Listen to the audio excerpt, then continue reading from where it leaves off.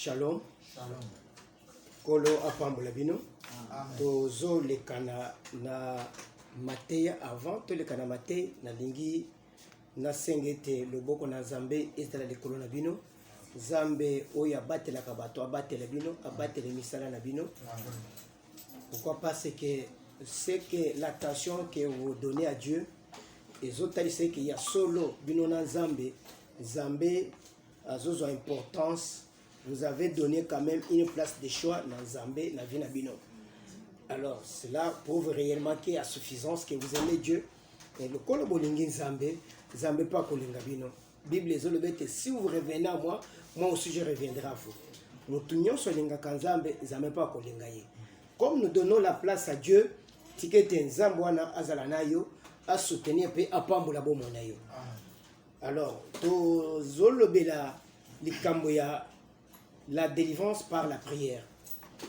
Ce que Tolini Toye Bisayo que délivrance par la prière est Zouta de na vie à monde.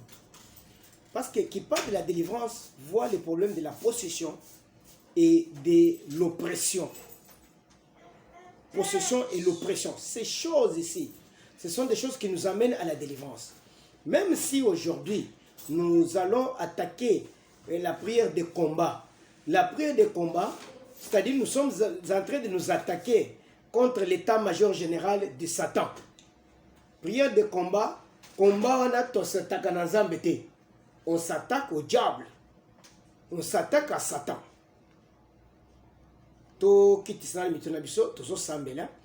Père très saint, nous recommandons ces moments sous ta grâce et que ta bonté se manifeste, que ton amour agisse.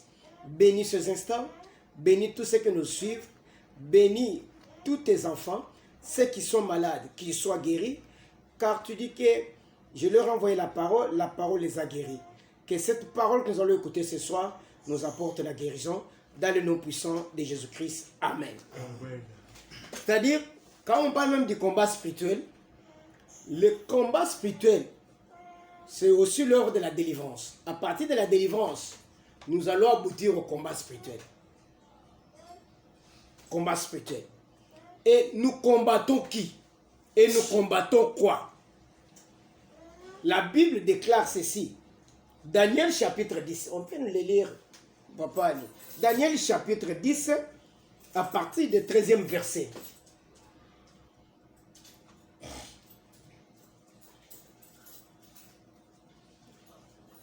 C'est-à-dire, toujours le béla, sur la délivrance, alors quand on parle de la délivrance, c'est-à-dire, on doit être délivré par rapport à l'ennemi qui nous tourmente, par rapport aux esprits. Daniel chapitre 10, verset 13. Le chef du royaume de Perse m'a résisté 21 jours, mais voici Michael, l'un des principaux chefs, est venu à mon secours. Et je suis demeuré là auprès du roi de Perse. Vous comprenez que on a envoyé la réponse à Daniel, mais les chefs des royaumes de Perse l'avaient résisté à l'ange pendant 21 jours. Tu peux avoir déjà, Dieu doit avoir déjà répondu, peut avoir déjà répondu, mais les chefs des royaumes de Perse résistent à bloquer ta bénédiction. Alors pour ce faire, c'est là où a commencé le combat. C'est là où est né le combat. Parce que Dieu a dit, maintenant je vais envoyer le chef de l'armée de l'Éternel, qui est l'archange Michael, qui doit combattre pour libérer Gabriel. Alors le combat spirituel, c'est quoi? Nous devons attaquer tous les esprits qui nous résistent. Quels sont les esprits qui nous résistent? La parole déclare que nous luttons non pas contre la chair, mais nous luttons contre les dominations, les principautés et les autorités dans les lieux célestes. Vous comprenez? Nous luttons, Éphésiens, quand vous lisez Éphésiens, vous allez comprendre. Et les dominations, c'est quoi? Que si Dieu nous fait grâce, on en parlera plus tard. Par l'Éternel. Il y a les dominations, il y a des principautés, il y a des autorités. Il y a des autorités. Et peut-être tu peux avoir, il y a parmi ces esprits-ci, il y a les esprits qui travaillent même dans des quartiers. Il y a peut-être les esprits, les principautés. Ce sont des mauvais esprits. Et travaillent pour dominer le monde. Il y a des esprits qui travaillent avec même le chef quartier pour dominer les quartiers. Au côté de la quartier, tu es sous domination. Il y a ma principauté, il y a quartier. Même les autorités. Je crois que Dieu nous fasse grâce, on doit parler. Je crois que c'est un sujet trop large, on en parlera un jour. Mais aujourd'hui, nous sommes dans la délivrance. Alors, dans notre délivrance des esprits, nous avons dit que nous allons voir la source. C'est-à-dire, les démons sont démons ya maladie et kangimut. Démons ya pauvreté kangimut. Démons ya célibat et kangimut. Oh démons ya liwa et kangimut. Ba démons ya bazane sika bautaka. Ces esprits ont quelle source? Parce que boye bake. Les lozo sambe lozo luka. Nzamba pambulo zo na mbongo te. Mais zana batu musu bazo sambe la te me bazana mbongo. Asali kisite. Azana musala. Azana mbongo. Mais il ne prie pas. Mais les loyozo sambela. Ozo luka. Ndenge nini. Mokozo musala. Ndenge kozo mbongo. Bazabiseke. Okangami na hospital. Okangami. Oui, effectivement. Donc, mais pas toi, nous sommes bazo sambela te. Mais pour la nini. Vi na bango. Ezakaka ya malamu. Ndenge Jérémie atuna zambe mutuna. Azolo bete. Batu mabe bazo fuluka. Mais biso batu tozo luka yo. Passer les ba difficulté les réponse ezalaki ete bato wana bozwi na bango eza lokola ndeke oyo babengi perdri azobatela maki oyo eza ya ye te un jour akovole mpe akoteka yango oyebi ndeke wana ayaka soki amoni maki ya meme ate ya ndeke mosusu afandelaka yango tango ba maki wane ko ya kopanza e ko éclore e ba ndomisa bandeke mosa tali amoni différent na ye atiki bango ake. Alors ça c'est une autre prédication. Alors la source ba esprit wana ezouta wapi? Esprit ezotungisa yo ezouta wapi? Il y a des sources différentes. Il y a ba milieu mabe e kotaka na vie ya bato. La première source et tout d'abord famille Oyozouta. Peut-être la source, il y a un esprit Oyozo lande la vie. Deuxième source, et cause là. Nazo pambola bandeko bazolanda biso, ndeko Jules Chikeze, nzamba pambola yo bisoko zali, wana lemba, na ibite so za na lembo bi so longwe. Kolo azala na yo, ndala na yo. Alors ces esprits-là, ça peut venir de ta famille. Ces esprits-là, ça peut venir na ba église bisoto kotak. Ces esprits-là, ça peut venir na ba équipe toke na robeta bal. Ces esprits-là, ça peut venir na ba entreprise. Ces esprits-là, ça peut venir na ma pango tokota rapona kofute. La source. Je voudrais tout d'abord tabler sur la première source. Il y a famille. Parce que source et cause à la père Moutouye Moko. Pour Bible les hommes, Jésus avait vu un aveugle né de naissance passer sur la route. Les disciples lui ont posé la question. Seigneur, qui a péché pour que cet homme soit né avec? C'est lui ou c'est ses parents? Jésus a répondu ceci. Ce n'est pas lui, ce n'est ni ses parents, mais c'est pour que l'œuvre de Dieu soit manifeste. Amen. Pour dire quoi? Les disciples avaient la connaissance et que la source, la souffrance de quelqu'un peut venir de 3 sources. La première source, lui-même peut être la porte d'entrée. On appelle l'oppression démoniaque. On a attaqué les yeux, mais on a laissé l'esprit libre. On a laissé l'âme libre. Il peut partir, il peut marcher, il peut faire quoi que ce soit. Mais les yeux sont attaqués. Alors, la deuxième source, il y a provenance, il y a passe, il y a mouton.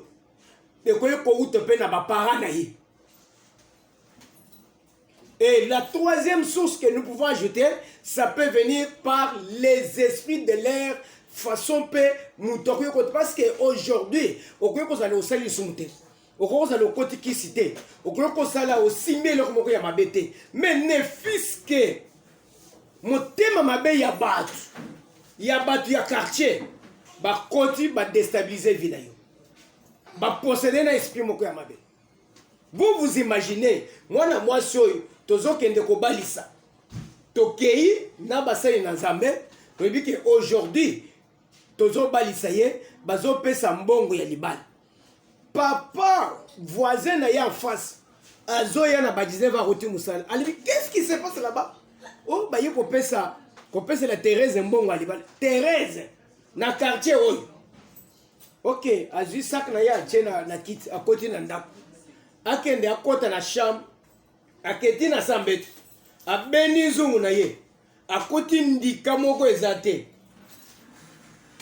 Abimeli, ah c'est vrai. Thérèse a balayé ça ya solo. Pourquoi? Parce que bisika na tchaki azali soute. Mais muto ya za mutu ya quartier. Tokomona ngo, comment est-ce que quelqu'un dans le quartier peut arriver à posséder bani ya bato? C'est-à-dire akanga ki mabale ke mutu yo sokota na quartier oyo akobala te. Peut-être au vani na quartier ya bon, il faut sambe. Soko luki nzambe te, okomona libala te. Peut-être vandi na quartier ya bato soki ba koti, ils sont envoûtés. Quelqu'un aux États-Unis il m'appelle à New York. Alors bete na quartier oyo na koti. Banda na koti na quartier oyo, musala na zako sele kufa. Mais nazo que papa, nandako na ngai pourquoi ça la kate? Et loko moko ya mabeza la kate. Mais na ye kokuta lelo. Place oyo na kombola kilobi. Lelo na komboli na kuti puku ya kopola. Tala munene boy azawana. Et tango nazo bimisa puku wana, batabi me biloko ezalaka na quartier oyo. Oye utu wana. Ngai c'est que tu comprendras les jours on va prêcher. Au côté de quartier à Mabé. Côté de quartier à Mabé. On peut nous fermer la porte. Côté de quartier à Mabé. C'est pour dire quoi? Nous allons parler. Nous allons parler aujourd'hui de certaines sources qui est la première source, la famille. Biseka Touti. Toi, attaquer dans l'église. Toi, attaquer dans nos Biseka Tambolité. Toi, attaquer Boyboté. Toi, attaquer dans nos familles. Biseka Touti. Il y a certains esprits qui trouvent leurs origines à partir de ma famille ou Etouti. De quelle façon? Lisons 1 Samuel chapitre 1 à partir du 7e verset. 1 Samuel chapitre 1 à partir du 7e verset, nous lisons au nom de Jésus. Amen. Et toutes les années, ils en étaient ainsi. Eh bien, bambula nyonso za kitozo na bele likambo ya Elkana na An na mwasi na ye Penina. Bible le biete Elkana zaki na basi mibali. Mwasi liboso komone An. Abota kite. Azaki stérile. Mwasi ya mibali zaki Penina. Penina botaki facilement. Maintenant, bazolo que tout le temps on allait pour offrir un Nzambe mbeka, kotumbela Nzambe mbeka. Alors, Elkana zaki kopesa Anne la portion double parce que ça kolinga ye balgra botakite. Penina zo pesa yaye. Tango bazo kende offrir un Nzambe, Penina azaki ko mortifier Anne, azaki ko finga ye. Azaki ko finga ye ke abotate. Amela milangi. Ba fandiao azola biloko mobali pam. il est en train d'épuiser le mari à Botate. Alors pour dire quoi? Tango bazo fingaye ana sikoyo ayoki kanda abandi kolela ana yoki ndengwana akena temple toke papa. Chaque fois qu'Anne montait à la maison de l'Éternel, Mikonyos tango ana zo matana na ndako na Nzambe, Pénina la mortifiait de la même manière. pe Penina azekaka kofingaye. Alors elle pleurait et ne mangeait point. Azaki kolela azoliate. Elkana, son mari, lui disait, Elkana mobane azali koyebisa ye. Anne, pourquoi pleures-tu et ne manges-tu pas? Ana pona nini ozolela pe ozoliate? Pourquoi ton cœur est triste? Pona nini oza na mawa? Est-ce que je ne vaux pas toi mieux que 10 fils? Ndenga naza boye naleki ata bana zomi te. Anne s'éleva Ana telemi après que l'on eut mangé et bu à Silo. tango basili kolia pe komela atelemi akena Silo. Les sacrificateurs Élie étaient assis sur un siège Nganga Nzambeli afandaki na kiti près de l'un des poteaux du temple de l'Éternel. pembeni na moko ya likunzi ya temple ya Nzambe. Et l'amertume dans l'âme, il pria l'Éternel et versa des pleurs. Vous savez qu'est-ce qui se passe? Anne bazo fingaye mais azo continuer kolela kaka. Et il plairait toujours. On dit qu'à chaque année, bazo mata, azaki ko fingaye. Mais azole. Kolela na yo, et ko peut son solution de. Mais qu'est-ce qui va te donner la solution lorsque tu seras en présence de l'Éternel? Je voudrais que dans la situation nyonso zana, ba difficulté nyonso yo zo vivre na vie na yo. Et loko ya liboso, luka otamula na kobanga Nzambe. Bandeko, marchons dans la crainte de Dieu. Et après luka Nzambe soki Nzamba kosunga yo te. Aujourd'hui, le diable sait que Nzambe a répondu à Kabaoui Babanga Kaye. Nde alongoli kobanga Nzambe na mitema ya bato. Les gens commencent à faire de n'importe quoi. Tango baso de n'importe quoi, ayebi déjà que bazali déjà étouffé na solution na Nzambe. Je vous dis, noir sur blanc, omata okita, ce qui amène la réponse de Dieu vers un enfant de Dieu. La première chose, c'est la crainte de Dieu. Craignons Dieu. Ayons de la déférence envers l'Éternel. Et zonge pa ina Nzambe. Sambela, Zamba kotika yote. Lelo zomona na ba pasteur. Ba kote na kindumba, kozwa bana basi, kozala boye. Ozomona na ba serviteur, balandi bango. Na ba biloko ya boye. C'est-à-dire quoi? Le diable a fait infiltrer l'impicé dans l'église. Pourquoi? Parce qu'il dit que bateau yo le kono bazali likambo na Nzambe, ceux qui bavandi bien, Zamba ko sunga bango, Zamba ko pambola bango. Pour embrouiller l'église, on a jeté les filles dans l'église. Les filles dans l'église. Dès vous sentez, même un serviteur de Dieu, parce que le serviteur de Dieu a quoi il a moins moisi. Azo kote ko ina, azo le bate, avant de azotala. Il ne fait absolument rien. Biloko boye kimi sakanzambe. Zamba ko kima bino. Zamba ko kima. Et loko la kisaka na église que Zamba zali sous-sauté quand il y a déjà la vie de débauche. Quand la vie de débauche est déjà là, bon matebo kita, c'est un signe. Où est que Zamba zali sous-sauté. Vous savez aujourd'hui, le diable, quand quelqu'un côtoie le diable, Satan a tendance à infiltrer le moko yamabe dans l'église. Pour que voilà, moi ça t'est. Nalingi kindumbe kote. Go officialiser. Ce sont des choses. Bilemu ya Satan. Dans quatre églises. Toboite. Bato bakuye kokoya. Bato bakuye salaboy. Mais il y a eu zamabe. Il y a eu kokoya zamabe comme une vie. J'ai été avec un pasteur. Tofaina tozo azo ibsangalibe papa. Quelqu'un peut faire, peut tomber, mais que ça ne soit pas une vie. Ceux qui kindumbe comme une vie, ils ont déjà mabé et comme ils ont mabé, Satan a sa côté place. Mais il y a eu comme une vie. Bon, moi, mon thème, zongele panasa. Dieu va aider, va t'aider. Il va t'assister. Il va t'assister. Papa, place à Rosale Kindumba dans l'église. Si vous avez posé Rosale Kindumba, Bapagan, Bazaye Belé, Bazosal Kindumba dans la cité. Kendo courtisé, Bango. Yozo ya Rosale Kindumba dans l'église. On vit cette église dans Zambé, Balo Bate. Dieu va te punir. O mata o kita. Mon panga na Zambé zana mutonayo. Panga na Zambé zana mutonayo. Allez à Néo.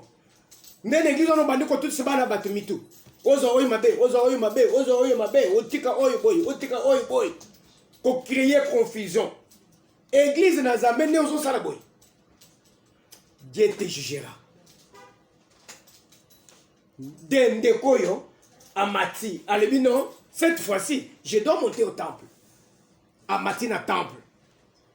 Dans tout ce que nous faisons. Bible le dit que tant qu'on va dire temple, à côté Eli, à Vandaki Wapi, pemeni na poto, na likunzi, yanda, ya ecclésia. Un sacrificateur doit être appuyé à quelque chose. Doit être appuyé à quelqu'un. Aujourd'hui, il y a des sacrificateurs. Or, la parole déclare que Jésus-Christ, c'est la colonne et l'appui de la vérité. C'est ça ce que la parole dit. Jésus-Christ est la colonne et l'appui de la vérité. La colonne, les jours où Samson a télé pour se venger, il a tiré dans la colonne. Quand il a tiré les colonnes, la colonne est boukani. Pour dire quoi? Bible les hommes bêtés. À moi la vengeance et la rétribution des méchants.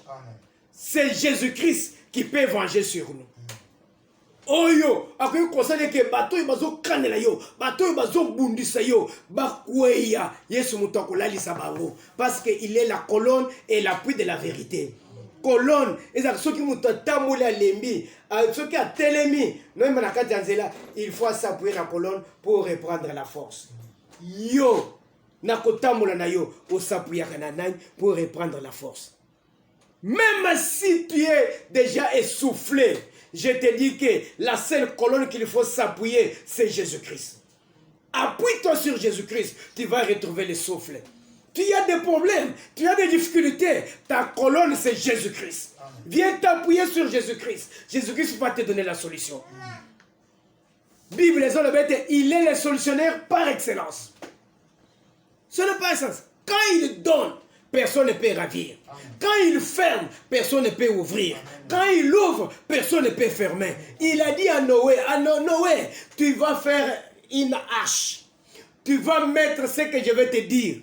Mais quand ça sera le moment, comme tu as dit à ces gens de se convertir, ils n'ont pas voulu, ne ferme pas. Moi-même, je viendrai fermer.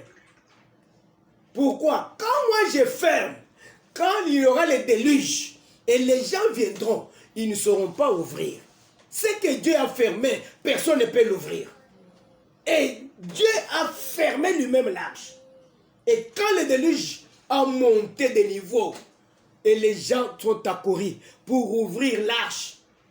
Comprendre que ce que Noé avait dit, c'était la vérité. Nous allons entrer. Ils ont trouvé que Dieu avait fermé.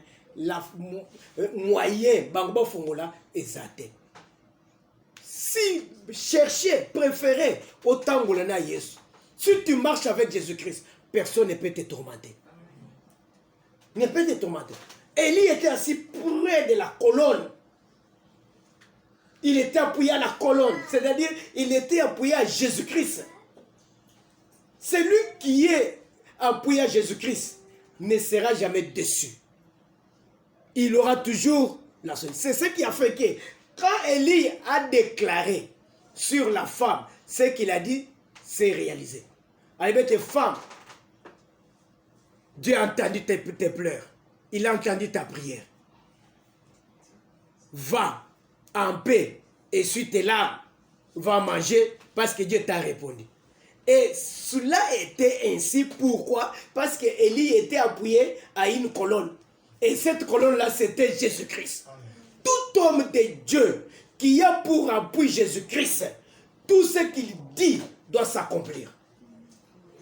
Alléluia. Les gens ne comprennent pas. Tu es un homme de Dieu appelé de Dieu. Tu as les dons et les ministères de Dieu. Tu crées Dieu. Tu as comme appui Jésus-Christ. Quand j'imposerai la main sur quelqu'un, quelle que soit la grandeur de son problème, il doit trouver la solution. Parce que maintenant, ce n'est plus toi, mais c'est la colonne qui est en train d'agir. C'est Jésus-Christ sur qui tu es appuyé qui est en train d'agir. Que Dieu vous bénisse. Amen. Que Dieu vous assiste là où vous êtes. Amen. Alors, continuons avec la parole de Dieu. Elle fit un vœu en disant, Éternel des armées, si tu daignes regarder l'affliction de ta servante, si tu te souviens de moi, et n'oublie point ta servante, et si tu donnes à ta servante un enfant mâle, je le consacrerai à l'Éternel pour tous les jours de sa vie.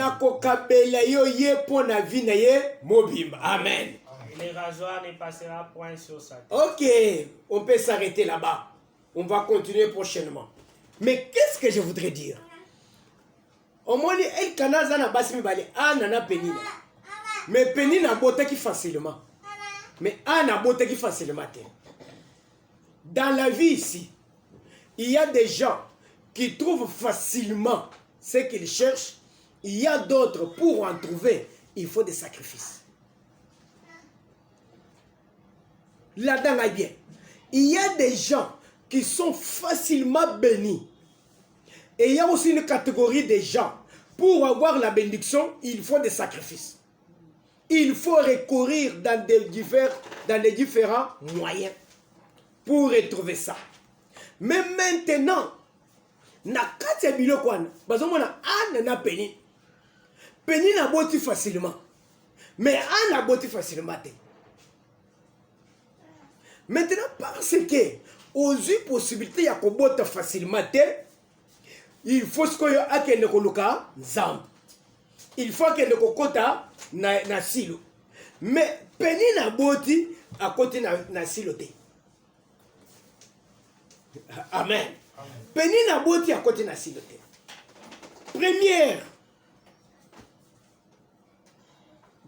Première idée zaliake. Il y a des gens, si Nzamba lobby était pour yo obala, les pamboulons y côté dans la prière, tu vas trouver ta bénédiction qui est dans des prières. Ce qui est sambélité, au côté. Il y a de ces gens-là que Dieu a laissé comme ça. Atalia le binono, ye. Abota ndenga lengi. Mais bana na ye, bazane sika ko inutile. Bazane sika ko kendete. Mutizana ba mususu, bazali na bana étoile. Ye moko aza étoile, bana bazali étoile. Mais pote abota. Zamba kotika ya bota boite. Zamba kotika ya abota lokola penina te. Pourquoi ceux qui abota lokola penine, akosimba bana wana te. Cet enfant-là, peut-être Satan a utilisé moi, un grand brigand pour détruire le monde. Et Nzambe a canalisé situation où il y a les pamboli, car soka a la prière. Tango kuluka nzamba akobongo le motem akoyiba comme Nzambe ne li pamboli ko fungwama. Tango ko fungwama, il va me servir. C'est ça la première idée. Oyezana kate via bato. Ndozo mona bato mususu bazalelo. Bato o mbazo sambela te, bango baboti, bango bazana mbongo, bango bazaboye. Tanga mikaka na prière, même atako tinda kwa nganga, akobota te. Akopamba te. Ata seli ba kisi ndenge nini, kiswane ko simba te. Tina ndenga kozongela Nzambe. Je vous ai toujours dit, Mutu ya bengami na makambo na Nzambe. Zamba ko permettre te que akotanda kwa ngam. Ou bien aboma bato. Pourquoi? Parce qu'il risque de suer le ministère. Mutu Nzamba za na posa sana na ye. Dieu ne permettra jamais qu'il touche à l'homme. Ceux qui n'a mini ozo sala les Nzamba musal, oso sopi makila, obomi bat, yeba ko za musala na Nzambe te. Parce que Dieu ne voudrait pas, ne peut pas accepter à ce que musali na Nzambe na kokola na ye, akola na vie ya mabe. Akola na bisika ya mabe. Parce qu'il sait que c'est son instrument. Nzambe, vous voulez dire que moi na oyo botemi na ane. Yo le baki ke ana zaki stérile, ma boteki moi na dernier. C'est que zaki stérilité. On peut être stérile quand on est dans le monde. Mais quand on vit à Jésus-Christ, on n'est plus stérile. Amen. Amen. C'est ça. La deuxième parallélisme, c'est que na ndenge batelemi wana. Anne akei koluka tali non. Siko ipona bota, il faut na luka Nzambe. Anne akei kolala na silo. Na ndako na Nzambe. Akei koluka mwana. Pourquoi? Parce que Anne azaki na semence na Nzambe akei koluka mwana. Tango Anne aluki mwana, Nzamba pesi ye mwana. Alibi ke lokolo pesi ngai mwana. Mwana oyo na kobonzele ye. Akotikale. Pour dire quoi? L'esprit de Dieu devrait rester dans cet enfant-là. Yangone oyo ki bazolo baki. Mwana oyo rasoir ekoleka na mutu na yete. Pourquoi? Parce que l'esprit de Dieu est sur lui. Pote abanda kosali na Nzambe mosali. La même chose avec Samson. Balibete rasoir ekoleka na mutu na yete. Parce que cet enfant-là a la puissance de Dieu. Pourquoi? Parce que Anna kendaki pour réclamer et pas na Nzambe. Nzambe oya tindi mwana wana akamati esprit na ye. Oyo tozo benga Saint-Esprit atie na kati ya mwana. C'est ce qui a fait que tant mwana wana zokola abandi kosala musala nini ya Nzambe ya temple parce que Nzambe achaki kati na ye esprit ya Nzambe oyo ezo permettre ye asala musala na kati ya temple. Pourquoi? Parce que Anna kendeki koluka ye et pas na Nzambe.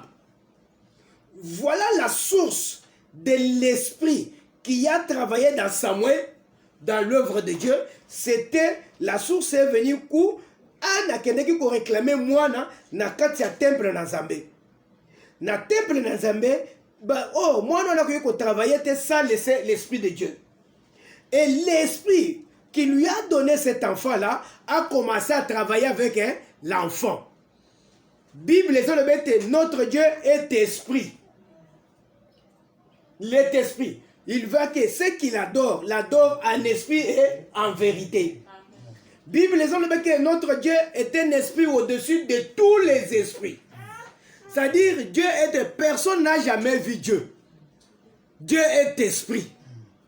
Même quand Moïse a demandé de voir Dieu en face, Dieu a dit que personne ne peut me voir et vivre. Alors, je vais faire passer le dos, mon dos, c'est-à-dire mon derrière, et les lignes n'angai yasima pour mon angai. Et quand il a présenté l'image, son image, nakati lilingi, Moïse a quoi que se contenait à Kangakimisu. Pour dire quoi? C'est lui qui a osé voir Dieu, c'était Moïse. Même à Abraham, Abraham a mon Nzambete, Abraham, Dieu lui parlait par des visions et des songes. Et ça n'est pas moi, pour lui, je Avinga na Zanzambe. Oya Bengio, admission à Mésopotamie, à commission Awawa. Voilà ce que tu dois faire. Voilà ce que tu dois faire. C'est pourquoi on dit que Abraham, c'est notre père de la foi. Parce que Abraham, il a accepté sans avoir vu. Mais il a seulement entendu. C'est pourquoi il est père de la foi. C'est par la foi qu'il a été justifié. Qu'il a été justifié. Alors, le Dieu là qui est l'esprit, c'est cet esprit là qui a donné Samuel. Et c'est cet esprit-là qui a commencé à travailler avec Samuel. Aujourd'hui, Samuel est resté sous la direction de l'Esprit de Dieu. Pourquoi? Parce que sa maman était allée réclamer devant Samuel, devant Dieu. Dieu qui est esprit, qui a possédé Samuel pour continuer à travailler avec lui. Vous comprenez qu'aujourd'hui, esprit, Samuel, dans cette famille, il n'y avait pas un serviteur de Dieu. Mais maman ya Samuel a continué Moussa na Nzambe na kati ya famille. Côté ya Kendeki. Alors pour dire quoi? Aujourd'hui, maman et Samuel a Kendeki pas na Nzambe. Mais maman na yo a Kendeki pas ya nani. Koko na yo mobile tango soki difficulté. Amoni batu nyonso bazo zwambongo, batu nyonso bazo mata. Bazo fungwama aluka kimbongo monekite akende kozwa mbongo epa ya nani akotaki ndako ya nani an amataki na silo me koko na yo amataki na ndako nini tango amati na silo abendi esprit ya basai na Nzambe ekoti na ndako na famille na ye me koko na yo mama na yo bisika kendeki tata na yo bisika kotaki abeneki esprit ya nani oye kote na famille na bino an est allé signer pacte avec Dieu na silo azongi na ndako el kanali bi wuti wapi bi na wuti silo kuno kendeki na kendeki ko signer pacte na Nzambe po apesa nga mwana mobali Nzambe répondre na pesi mwana mobali tuna mwasi na yo awuti wapi tuna mobali na yo akendeke wapi